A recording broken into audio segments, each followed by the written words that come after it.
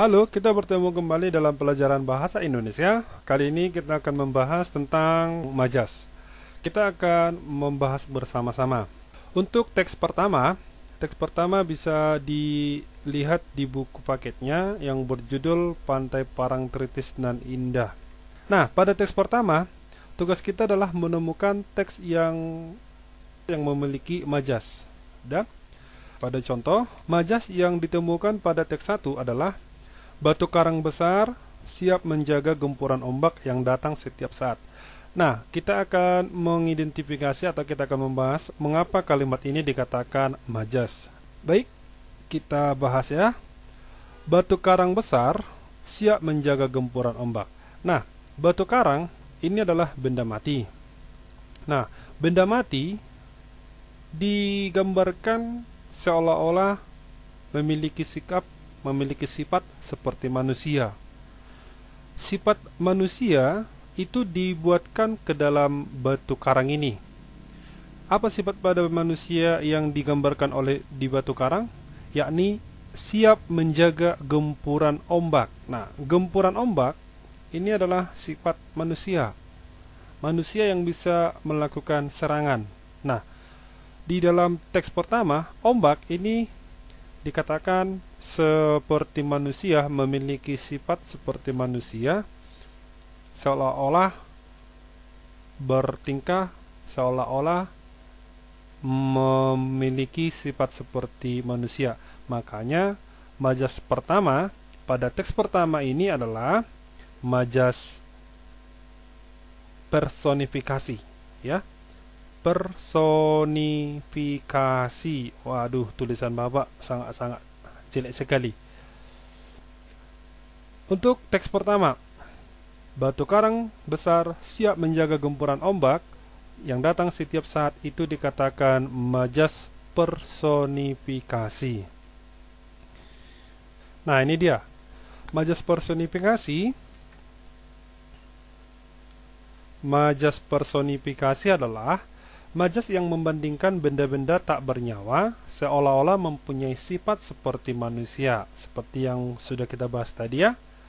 Contoh, badai mengamuk dan merobohkan rumah penduduk. Di sini adalah badai.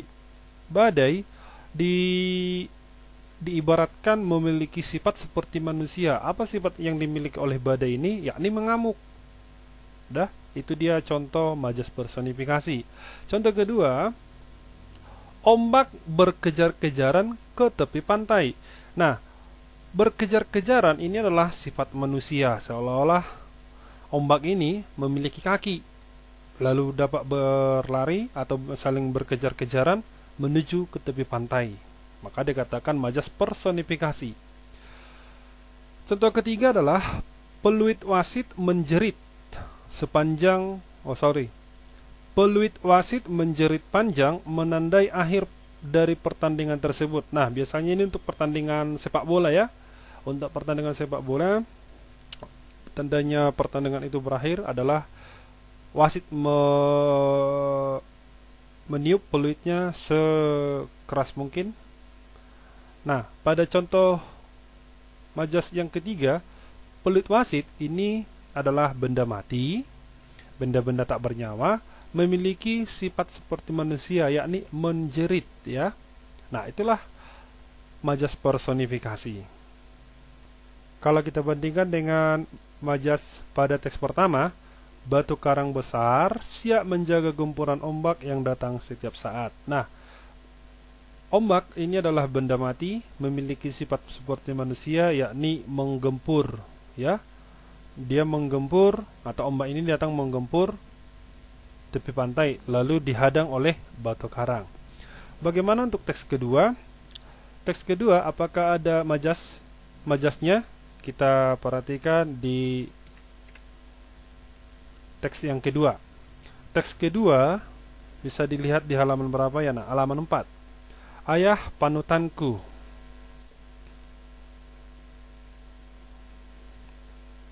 Untuk majas pada teks kedua adalah bagai air mengalir tenang tetapi sangat dalam. Nah, ini dikatakan majas, yakni membandingkan dua hal yang berbeda yakni sikap sosok seorang ayah yang selalu tenang di dalam menghadapi permasalahan. Maka dibandingkanlah sikap ayah dengan kalimat berikut, bagai air mengalir tenang tetapi sangat dalam. Itu majas pada teks yang kedua. Nah, pada teks kedua, di manakah kita temukan kalimat tersebut? Nah, ini dia. Bagai air mengalir tenang tetapi sangat dalam. Kalau kita bahas, kita analisa, kalimat ini termasuk majas yang mana? Nah, majas asosiasi. Kenapa dikatakan majas asosiasi? Karena majas asosiasi adalah perbandingan dua hal yang pada hakikatnya berbeda, tetapi sengaja dianggap sama. Majas ini ditandai dengan menggunakan kata bagai, bagaikan, seumpama, seperti, dan laksana. Kita perhatikan contoh majas asosiasi. Contoh pertama adalah semangatnya keras bagaikan baja. Nah, semangat ini sengaja dianggap sama. Semangat yang keras itu dianggap sama seperti baja.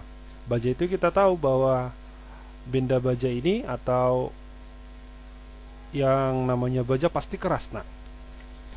Nah, yang kedua, mukanya pucat bagai mayat. Nah, muka yang pucat dianggap sama atau sengaja dianggap sama dengan mayat. Kalau kita perhatikan mayat, pernah memperhatikan mayat? Nah, kalau kamu perhatikan mayat, wajahnya itu pucat. Maka muka yang pucat itu sengaja dianggap sama dengan mayat. Yang ketiga, wajahnya kuning bersinar bagai bulan purnama. Udah? Wajah yang bersinar itu diibaratkan seperti bulan purnama. Nah, itu dia majas asosiasi. Kita lanjut untuk teks yang ketiga. Untuk teks yang ketiga ya, kira-kira majasnya apa saja? Majas pertama yang kita temukan pada teks ketiga adalah kalimat yang seperti ini. Mukanya selalu bersinar seperti bulan. Nah, pasti tahu ini jenis majas apa, Nak? Barusan kita bahas dua benda yang tidak ada kaitannya tetapi sengaja dianggap sama. Contoh kedua, namun mata hatinya tetap kuat bagaikan baja. Nah, kedua contoh ini merupakan majas. Nah, ini dia teks ketiga, Ibu Inspirasiku. Pada teks yang ketiga kita bisa menjumpai contoh kalimat yang memiliki majas, yakni contoh pertama ini dia, Bapak kasih tanda ini. Mukanya selalu bersinar seperti bulan. Ini adalah contoh majas. Kemudian contoh yang lain ini. Mukanya bulat dengan alis tipis seperti semut beriring. Nah, ini juga dikatakan majas loh. Mengapa demikian? Karena di situ pada kalimat yang Bapak kasih warna pink membandingkan dua hal yang berbeda tetapi dianggap sama. Seperti apa kira-kira yang ini dia? Muka bulat dengan alis tipis, ini dia. Alis tipis sengaja disamakan dengan semut yang beriring. Ya, alis tipis diibaratkan dengan semut yang beriring. Nah, kita lanjut untuk teks yang keempat. Si Bagas kelinciku, apakah pada teks keempat ditemukan kalimat yang mengandung majas? Untuk teks yang keempat, kalimat yang mengandung majas ada dua. Yang pertama adalah telinganya panjang dan melambai-lambai kalau dia berlari. Yang kedua, matanya coklat seperti madu.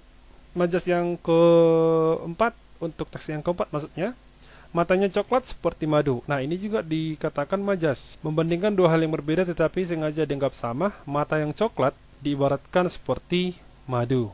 Tua muda menikmati embusan segar angin laut. Apakah ini termasuk majas? Kita lihat pembahasannya. Nah, tadi ada majas yang menggunakan kalimat tua muda. Apakah itu termasuk majas? Kita perhatikan penjelasan berikut. 1. Ada majas namanya antitesis. Antitesis itu adalah majas yang mempergunakan pasangan kata yang berlawanan artinya. Berlawanan arti ya. Misalnya lawan kata daripada tidur, bangun. Lawan kata dari berdiri, duduk. Nah, seperti itu dia. Antitesis adalah majas mempergunakan pasangan kata yang berlawanan artinya. Contoh kalimat majas antitesis. Tua muda, besar kecil ikut meramaikan festival itu. Tua muda, besar kecil ini adalah kalimat yang memiliki makna yang berlawanan. Tua dengan muda ini adalah berlawanan. Besar kecil ini berlawanan. Maka ini adalah majas antitesis.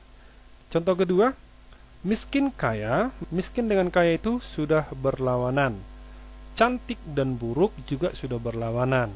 Tetapi pada contoh ini dia dikatakan majas antitesis. Miskin kaya, cantik buruk sama saja di mata Tuhan. Begitu ya nak? Itulah pembahasan mengenai soal pada pertemuan sebelumnya. Nah, setelah kita bahas bersama, besar harapan Bapak bagi yang belum menjawab atau menuliskan jawaban dari majas untuk materi yang keempat. Dengan video ini anak-anak bisa menuliskan, menyalin kembali di catatan. Demikian penjelasan untuk materi yang keempat. Selamat siang, sore, malam. Terima kasih.